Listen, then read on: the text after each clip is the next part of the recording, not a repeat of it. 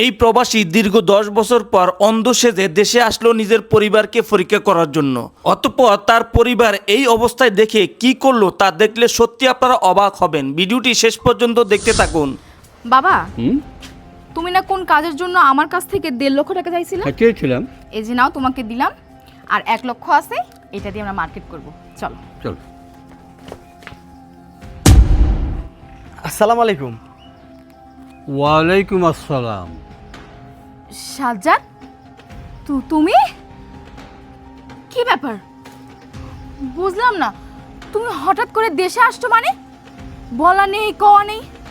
হ্যাঁ, জামাই বাবাজি, তুমি দেশে আসবা একটাবার তো খবর দিতে পারতে। আমরা অন্তত এয়ারপোর্ট পর্যন্ত গিয়ে তোমাকে রিসিভ করে নিয়ে আসতে পারতাম।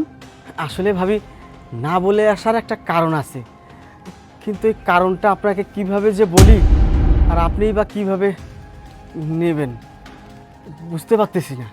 মানে বুঝতে পারতেছেন না? মানে কি এমন হয়েছে? আর আমি কোন কথা শুনলে কষ্ট পাবো বলেন? সাজ্জাদ, কি হয়েছে তোমার? আর তুমি কেন না বলে দেশে আসলে বলো তো? আসলে অথই, আমি অন্ধ হয়ে গেছি অথই। তুমি অন্ধ মানে? কি বলছো তুমি এসব? ভাই, ও এসব কি বলছে? ও অন্ধ মানে? কেমনে? কিভাবে? ভাবি ভাবি আপনি উত্তেজিত হবেন না, আপনি একটু শান্ত হন। আমি সমস্ত ঘটনাগুলো খুলে বলতেছি। ভাবি, আপনি তো জানেন দীর্ঘদিন যাবৎ আমরা দুইজন সৌদিতে থাকি। প্রত্যেক দিনের মতো সেদিনও সকালবেলা আমরা কাজের উদ্দেশ্যে বের হই মোটরসাইকেল নিয়ে। হঠাৎ করে কোথা থেকে যেন একটা গাড়ি এসে সজোরে দিল ধাক্কা, আর ধাক্কা খেয়ে দুইজন মোটরসাইকেল থেকে সিটকে পড়ে গেলাম। পড়ে যাওয়ার সাথে সাথে ও মাথায় আঘাত পেয়ে সেন্সলেস হয়ে যায়। আমারও বেশ কয়েক জায়গায় ছিলে গেছে। আল্লাহ বাঁচাইছে, আমার বড় কোনো দুর্ঘটনা ঘটেনি। তারপর ওকে আমি সাথে সাথে মেডিকেল নিয়ে যাই। 72 ঘন্টা পর ওর জ্ঞান ফেরে। জ্ঞান ফেরার পর থেকেও বলতেছে ওনাকে চোখে দেখে না। পরে আমি ডাক্তারের কাছে গিয়ে বলি, স্যার ওনাকে চোখে দেখতেছে না। পরে ডাক্তার আমাকে জানালো মাথায় আঘাত পাওয়ার কারণে ওর দৃষ্টিশক্তি চিরদিনের মতো হারিয়ে ফেলেছে। ও আর চোখে দেখতে পারবে না ভাবি। ও এখন অন্ধ। অন্ধ লোককে তো আর প্রবাসে কেউ রাখবে না ভাবি। আমি বেশ কিছু চিকিৎসা করেছি, অনেক টাকা পয়সা খরচ করেছি। প্রায় 7-8 লাখ টাকা আমি খরচ করেছি ওর পিছনে। তারপরে ওকে আমি দেশে নিয়ে আসতে আমার এদিকেও 3-4 লাখ টাকা খরচ হয়। কাগজপাতি, এয়ারপোর্টে জমা দেওয়া, এই সেই মিলিয়ে আমার 12-13 লাখ টাকা খরচ। ভাবি, ও তো আর বিদেশে থাকতে পারলো না, তাই ওকে দেশে নিয়ে আসলাম। তার মানে কি বলছেন আপনি এসব? হ্যাঁ, ও আর বিদেশ যেতে পারবে না কোনোদিন? ও আর চোখে দেখতে পারবে না? আল্লাহ, মা এসব কি বলছে? ও ও বাবা, কি বলছে এসব? তোমার জামাই নাকি আর বিদেশ যেতে পারবে না? ও নাকি আর কোনোদিনও চোখে দেখতে পারবে না? তাহলে এখনো কিভাবে কাজ করবে আর কিভাবে সংসার চালাবে? সাজ্জাদ, এটা কি হলো? কি হলো? চুপ করে আছো কেন? এখন কি হবে? একটু শান্ত হ মা, একটু শান্ত হ। ভাবি ভাবি এত টেনশন করবেন না, এত ঘাবড়ানোর কিছু নাই। ডাক্তার একটা উপায় বলে দিয়েছে, যদি আপনারা ওর উন্নত মানের চিকিৎসা করেন তাহলে ও মোটামুটি চোখে দেখতে পারবে। আর যদি আপনাদের ফ্যামিলির কেউ ওকে চোখ দান করেন তাহলে ও পুরোপুরি দেখতে পারবে। আবার বিদেশ যেতে পারবে, আবার কাজকর্ম করতে পারবে, আবার টাকাও ইনকাম করতে পারবে। কিন্তু এই চিকিৎসাটা করতে গেলে ধরেন আপনাদের এই 40-50 লাখ টাকা খরচ হবে। এই টাকাটা খরচ করলে ও মোটামুটি সুস্থ হবে। কি বললেন? 40-50 লাখ? হাই, তুই চুপ থাক। ওই কি 40-50 লাখ টাকা কামি করে দিছে আর এত টাকা দিয়ে চিকিৎসা করব?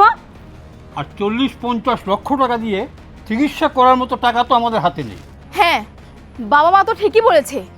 এত টাকা আমরা কোথায় পাবো? ভাবি, আপনি এসব কি বলছেন?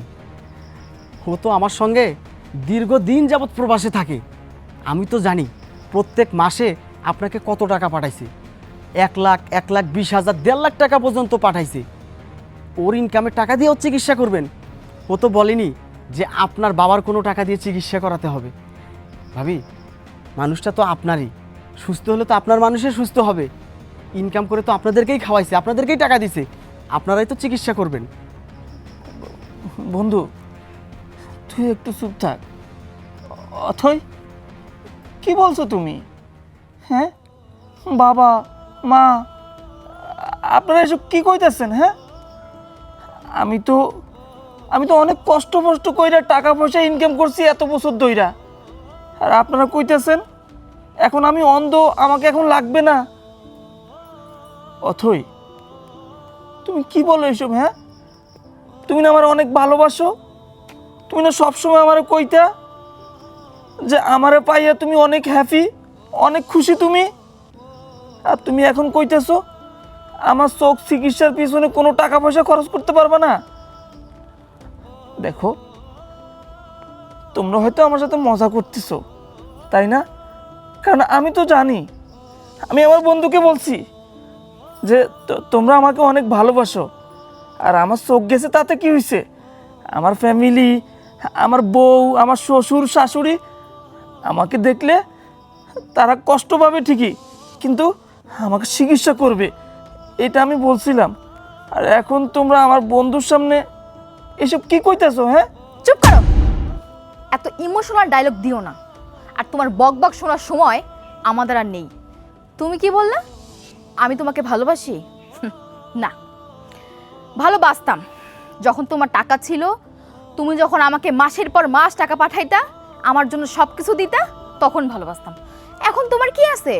কিচ্ছু নাই। তুমি তখন কানা, প্রতিবন্ধী, তোমাকে দিয়ে এখন আমার কি হবে? কিচ্ছু হবে না। তাহলে তোমাকে এখন ভালোবেসে আমার কি লাভ? বলো, কি হলো বলো? কোনো লাভ নেই। শোনো সাজ্জাদ, ভালোই বলছি, তুমি এখান থেকে চলে যাও। এই যে ভাইজান, আপনাকে বলছি, আগে যদি একটাবার ফোন দিয়ে বলতেন যে ও কানা হয়ে গেছে, আর কোনোদিন বিদেশ যেতে পারবে না, কাজ করতে পারবে না, চোখ দিয়ে দেখতে পারবে না, তাহলে না আমি আগেই বলতাম যেখান থেকে ওকে নিয়ে আসছেন সেইখানে ছুঁড়ে ফেলে দিয়ে আসেন। আমার এখানে আনার কোনো দরকার নেই। যাই হোক, আমি আর এত কথা বলতে চাই না, ওকে নিয়ে যান এখান থেকে, যান বলছি। আচ্ছা আচ্ছা ভাবি, ঠিক আছে, আমি চলে যাচ্ছি। কিন্তু আমি যে আপনার হাজব্যান্ডের পিছনে 12 লাখ টাকা খরচ করেছি, আমার টাকাটা আমাকে দিয়ে দেন, আমি চলে যাচ্ছি। টাকা? কিসের টাকা যাচ্ছেন? আপনি ওর পিছনে 12 লক্ষ টাকা খরচ করেছেন, আমার পিছনে খরচ করেননি যে আমি আপনাকে 12 লক্ষ টাকা দিব। যার পিছনে খরচ করেছেন তাকেই বলেন টাকাটা দিতে। কি টাকা আমি দিব? আপনি এটা ভেবেছেন? না, কোনো টাকা আমি দিতে পারবো না। একটা কানা করেও আমি ওর জন্য দিতে পারবো না। আর ও কি বলেছে? ও মাসের পর মাস লক্ষ টাকা আমাকে পাঠিয়েছে, আমার জন্য সব কিছু করেছে। না, আমি বলছি শুনেন, ও আমার জন্য কিচ্ছু করেনি। যা করেছে একটু টুকটাক, এর বেশি ও আমার জন্য কিচ্ছু করেনি। বন্ধু, সবই তো শুনলি, আরও কিছু শোনার বাকি আছে। তুই না বলেছিলি তোর বাবা নেই, মা নেই, তাতে কোনো দুঃখ নেই তোর। তুই বাবার মতো একজন শ্বশুর পেয়েছিস, মায়ের মতো একজন শাশুড়ি পেয়েছিস। আর তোর বইয়ের কথা কি বলবো? তুই বইয়ের এত প্রশংসা করতি, যার কুল কিনারা খুঁজে পেতাম না। কিন্তু তোকে আমি বলেছিলাম, বন্ধুরে, মরার আগে একটাবার মরে দেখ, কে তোর আপনজন, কে তোকে ভালোবাসে, কে তোর টাকাকে ভালোবাসে। আমি আর বেশি কিছু বলতে চাই না। তুই যখন নিজের কানে সব শুনতে পেরেছিস, বাকিটা তুই বল। হ্যাঁ, আমাকে বলতে দে রিপন। অথই, বাবা মা, আপনারা কি মনে করছেন আমি অন্ধ?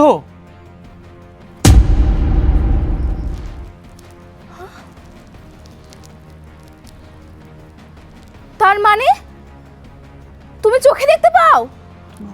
হ্যাঁ? বাবা কি বলছে? ও নাকি চোখে দেখতে পায়? তাহলে এই মিথ্যা বললে কেন তুমি? বলো মা, কি বলছো? আমি তো কিছুই বুঝতে পারতেছি না। কি হলো? তুমি মিথ্যা বলেছো কেন বলো? হ্যাঁ, কেন বিশ্বাস হচ্ছে না? এতক্ষণ আমি নাটক করছি, তাই না? হ্যাঁ, আমি নাটক করছি। আমি যদি নাটক না করতাম তাহলে কখনো জানতে পারতাম না তোরা যে আমাকে ভালোবাসিস না, তোরা যে শুধু আমার টাকাকে ভালোবাসিস সেটা আমি জানতে পারতাম না। এই যে আমার এই বন্ধু, দীর্ঘদিন ধরে আমার সাথে, আমরা একসাথে কাজে যাই, একসাথে কাজ থেকে আসি, একসাথে রান্না করি আর একসাথে খাই। 24 ঘন্টা আমরা একসাথেই থাকি।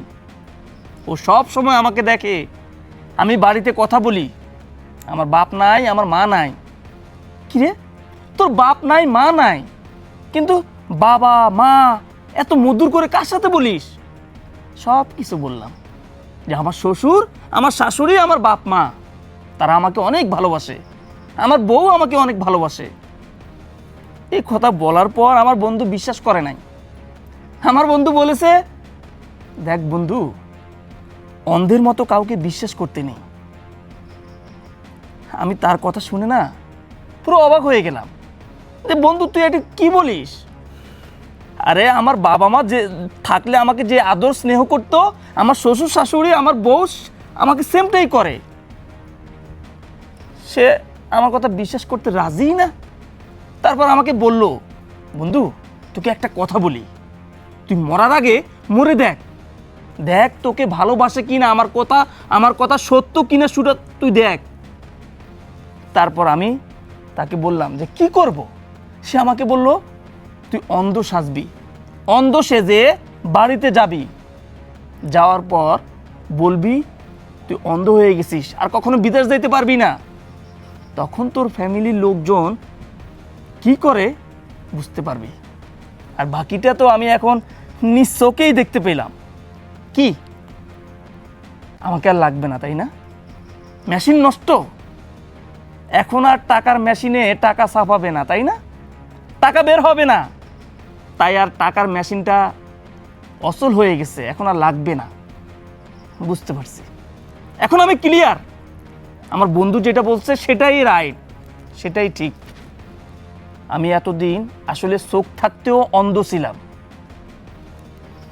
যাই হোক, সব কিছু তো জানলাম। এত বছর পরিশ্রম কইরা, মাথার ঘাম পায়ে ফেলা, রক্তক্ষণ কইরা আমি টাকা পয়সা ইনকাম কইরা তোর নামে দিছি, আর আজকে জানতে পারলাম আমি আমার পরিবারকে দেই নাই, আমি আমার বউকে দেই নাই, একটা রাক্ষসকে দিছি, যারা কিনা প্রতিনিয়ত আমার টাকা খেয়ে আমার সাথে বেইমানি করছে। ভালো, এই জানিস তোর জন্য কি নিয়ে আসছি? এই যে ব্যাগ ভর্তি টাকা, এই যে দেখ লাকেজ ভর্তি গহনা, সব কিছু তোদের জন্য আনছি। কেন আমি জানতাম যে আজকে আমি ফেল করব, তোমরা পাস করবা। হইল কি উল্টো। যাই হোক, তোদের মতো এই ভিক্ষুকের সাথে কথা বলে আমি আর আমার মূল্যবান সময় নষ্ট করতে চাই না। যা, আমি এত বছর ধরে যা ইনকাম করে তোদেরকে দিছি, সব তোদেরকে ভিক্ষা করে দান করে দিলাম। এই বাড়ি, আমার যত টাকা পয়সা আছে সব কিছু তোদের। আমি চলে যাচ্ছি আমার গন্তব্য, আর কখনো দেখা হবে না। মনে করবি তোদেরকে ভিক্ষা দিছি। বন্ধু, এত কথা বলার আর দরকার নাই। ভাবি, আমার বন্ধু ইতি যাবত আপনাকে যে টাকা পয়সা ইনকাম করে দিছে, এই একটা বাড়ি দিছে, এটা নিয়েই আপনি থাকেন। আর এই যে ব্যাগ ভর্তি টাকা, লাগেজ ভর্তি গহনা, এগুলো আর আপনার হলো না। বন্ধুকে অন্য জায়গায় বিয়ে দেব, নতুন করে সংসার করাবো, নতুন করে জীবন গড়াবো। চল বন্ধু।